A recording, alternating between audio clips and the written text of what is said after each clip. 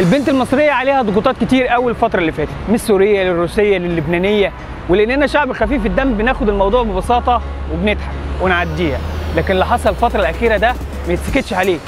اهلا بيكم في سيلفي تيوب.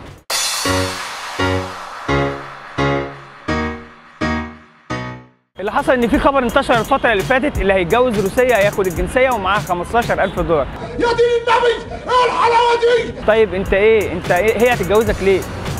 انت ايه مميزاتك؟ انا عارف ان الشاب المصري احسن شاب في الدنيا، بس هي هتتجوزك ليه؟ طب انت هتتجوزها ليه؟ عشان $15,000.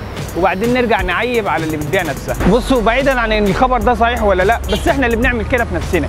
كل دراسه بتتعمل علينا بره احنا بنصدقها. فقد اسفرت نتائج ابحاث ودراسات عربيه واجنبيه تناولت شخصيه المراه المصريه انها المراه الاكثر نكديه بالعالم.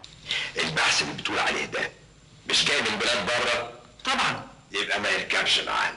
طبعا الدراسات دي ما تركبش معانا، بس مش دي المشكله. المشكله انك تلاقي البنت المصريه هي اللي مش واثقه من نفسها. البنت المصريه جدعه، لكن البنت اللبنانيه رهيفه ومش الكلام ده كلام بنضحك بيه على نفسنا. البنت اللبنانيه جامده فشخ، جامده فشخ يعني.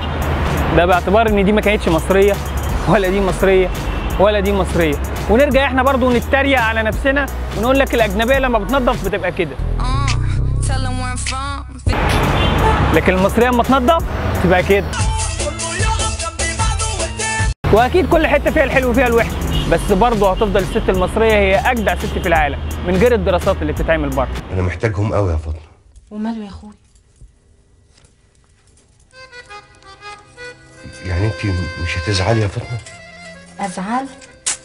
انت تاخد عناية. رساله الحلقه اللي شايف الست المصريه نكديه او مسترجله او اي حاجه، الست المصريه هي الماده الخام للحنان والجدعانه والطيبه، بس المهم انت شايفها ازاي؟ شايفها مسترجله؟ طب مش يمكن انت اللي طاري شويه؟ ازيك اخبارك؟ عامل ايه؟ يا مالك مخستع كده مش تشرب؟ شايفها عصبيه؟ اقعد مع الولاد ساعتين وبعدين كلمنا عن اعصابك عامله ازاي. بس انا معاكم انها نكديه. ما انت لما تجيب لها العربيه والشغاله ودادا الاولاد وتلاقيها برده متضايقه، يبقى انت كده عندك حق. وزي كل مره ما تنسوش تعملوا لايك لصفحه البرنامج سيلفي تيوب بالعربي وبالانجليزي، وسبسكرايب للقناه وشير للحلقه، واشوفكم الحلقه الجايه.